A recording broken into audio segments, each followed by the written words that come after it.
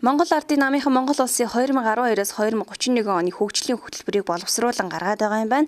Тэд хөгжлийн бодлогыг боловсруулан үе шаттайгаар хэрэгжүүлэх эрх зүйн орчин бүрдүүлж, зах зээлийн эдийн засгийн харилцаанд нийцсэн төлөвлөлтийн тогтолцоог бий болгох болон бусад олон зүйлийг энэхүү хөтөлбөртөө тусгасан байна. Манай улс хөгжлийн асар их боломжтой бөгөөд газар зүйн байршлаараа дэлхийн эдийн засгийн өсөлтийн төв болох 100 хойд Азид оршдог байна. Мөн сэргээгдэх эрчим хүч болоод зис нүүрс төмрийн хүдэр болон бусад төрлийн эдис баялагын нөөцөөрөө хөгжих асар боломжтой байгаа онцлон хэлж байсан юм а.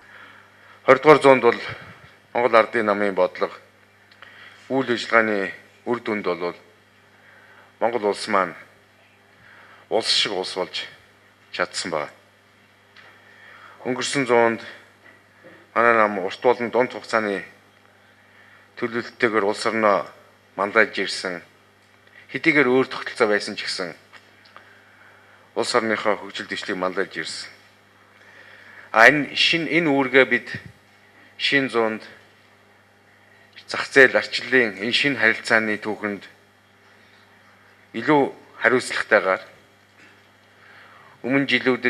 өмнөх зуунд Монголын ард түмэн Монгол Ардын нам тэр хөгжил дэвшил аюулгүй байдал тусгаар тогтнолын энэ буухайг баталгаажуулж авч явж ирсэн энэ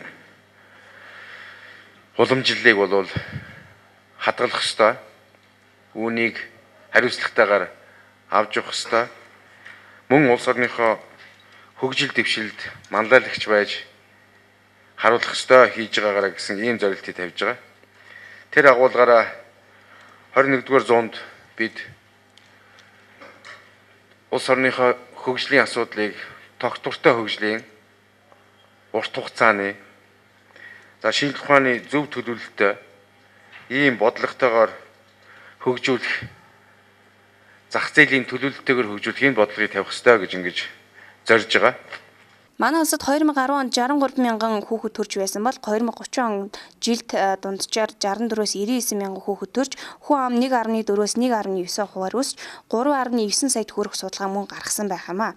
Хөгжлийн хөтөлбөр 3 үе шаттайгаар явагдах бөгөөд 1-р үе шат 2012-оос 2016 засаглалыг сайжруулж, дэд бүтэж бүтээн байгуулалтын ажлуудыг идэвхтэй өрнүүлэх юм байна. 2-р үе шат 2016-аас 2021 онд хүнд аж ахуй, үйлдвэрлэлийн бүтээгдэхүүний гарц өсч химийн аж үйлдвэрийн суурийг тавихаар тооцоолсон бол 2021-ээс 2031 онд химийн аж үйлдвэрийн гарц нэмэгдэж, мэдлэгийн эдийн засагт голлон анхаарал төвлөрч өндөр технологи шингэсэн бүтээгдэхүүнд амгаалах болон хэмээн хөгжлийн хөтөлбөр тусгагдсан байна.